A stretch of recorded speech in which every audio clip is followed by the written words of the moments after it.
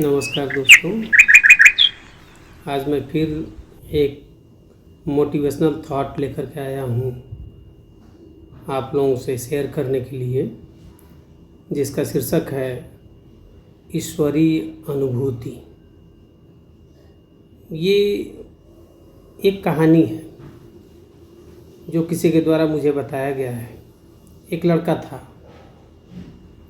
जो क्लास 6 में पढ़ने वाला विद्यार्थी था और अपने घर से 2 से 3 किलोमीटर की दूरी पर उसे पैदल या फिर किसी से कोई सहायता लेकर के और स्कूल जाना पड़ता था।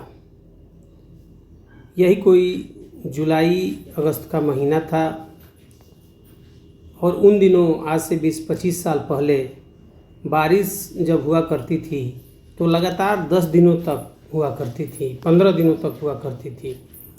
लेकिन वह लड़का पैदल ही जाया करता था डेली, लेकिन कभी कभी गांव का कोई लड़का मिल जाता था, उसके साइकिल पर बैठ कर के जाता था। एक दिन उसी के गांव का एक लड़का जो उससे उम्र में बड़ा था आया और बड़ा ही प्यार से कहा कि आओ हम तुमको अपने साइकिल पर बैठा करके ले करके चलते हैं।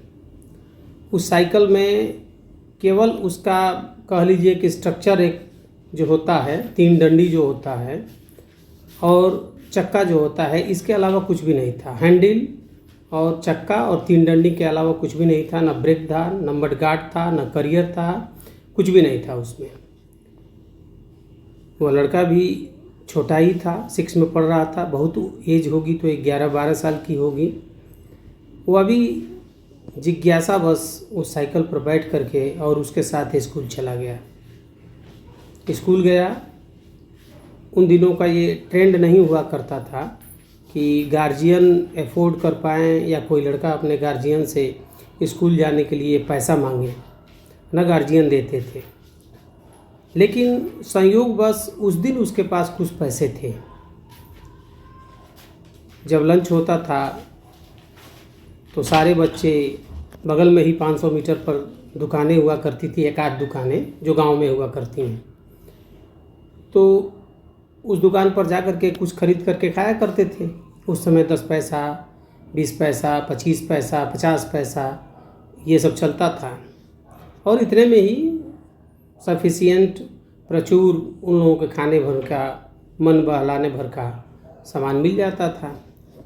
तो अभी लड़का उस दिन कहा कि चलो चलते हैं, हम लोग भी कुछ खरीद के खाते हैं।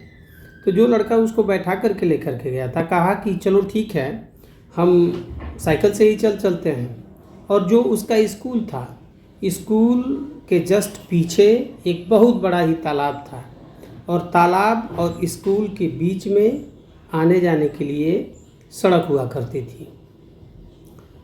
चूँकि बरसात का मौसम था तो न सड़क पता चल रहा था, न तालाब पता चल रहा था, यहाँ तक कि स्कूल के नेव तक पानी आ चुका था। और जब दोनों बैठ करके साइकिल पर और उस रास्ते को पकड़ने की कोशिश की तो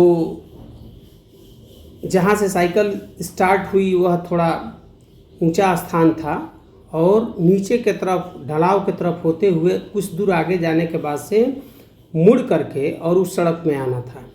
लेकिन वह लड़का उस साइकिल पर बैठा, चूँकि उसमें कैरियर था नहीं तो आगे ही बैठा। और जो लड़का साइकिल चला रहा था वह किसी तरह से बैठा करके और कोशिश किया, चूँकि बिना ब्रेक की साइकिल थी तो इसलिए वह कंट्रोल नहीं कर पाया, उसको नियंत्रित नहीं कर पाया और सीधे वह साइकिल तालाब में चली गई। और पानी इतना था, जैसा गांव में देहात में लोग किस्सा कहा करते हैं कि इतना पानी है कि हाथी भी पता नहीं चले। और सीधे दोनों उस तालाब में चले गए। जो चालक था, साइकिल चलाता था, वह बचपन से ही तैरने में माहिर था, तैरना जानता था। लेकिन जो लड़का उस पर बैठा था उसे तैरना बिल्कुल नहीं आता था। अब जो चालक था वो तैर करके बाहर निकलने की कोशिश कर ही रहा था कि ये लड़का डूबने लगा और डूबने के साथ साथ पानी भी पीने लगा। तब इसको एक अंदर से एक ऐसी अनुभूति हुई कि मैं बच सकता हूँ, मैं अपने आप को बचा सकता हूँ। और उसी दौरान यह कुछ पकड़ने की कोशिश कर रहा था। जैसा कि कहा भी जाता है कि डूबते को तिनके का सहारा, और वह उस दिन साबित भी हुआ, चरितार्थ भी हुआ यह किस्सा उस लड़के के साथ। वह कुछ ढूंढ ही रहा था पकड़ने के लिए, तब तक जो लड़का तैर करके बाहर निकल रहा था उसकी कलाई उसके हाथों में आ गई और जकड़ करके मजबूती के साथ वह पकड़ लिया। पकड़ने के बाद से अब जो तैरना जानता था उससे उस समय छूट नहीं पा रही थी कलाई। लाख कोशिश किया वो छुड़ा नहीं पा रहा था या छूट नहीं पा रही थी।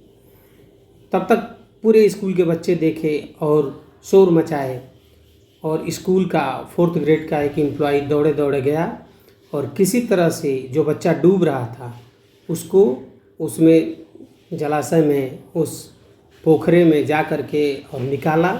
और दूसरा जो चालक था वो तो चला ही रहा था, वो तैरना जान ही रहा था, तो वह अपने तैर करके आ गया। जब कलाई छूट गई तो तैर के बाहर निकल गया।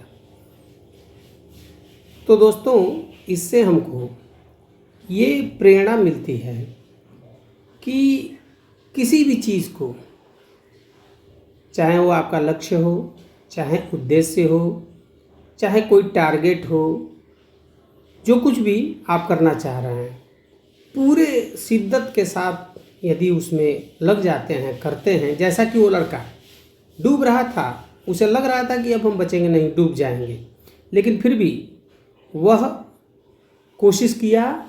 अंततः उस लड़के की कलाई उसके हाथों में आ गई, छूटा नहीं। उतने देर में पूरे स्कूल के बच्चे देखे और शोर मचाए और उसे बचा लिया गया। तो ये जो कहावत कहा जाता है, डूबते को तिनके का सहारा, यह बिल्कुल ही सही है कि जब आदमी हर तरफ से लग रहा हो कि अब मेरा कोई नहीं है, अब मेरा कोई नहीं है, तो उस दौरान कोई भी एक सहारा उसको मिल जाता है तो उसे लगता है कि इससे मैं इस खतरे से, इस परेशानी से, इस मुश्किल से निकल सकता हूँ। तो दोस्तों, इससे हमें ये शिक्षा मिलती है कि यदि विषम परिस्थितियों में भी हम अपना प्रयास जारी रखें तो अंततः सफलता हमें मिल ही जाती है। धन्यवाद दोस्तों।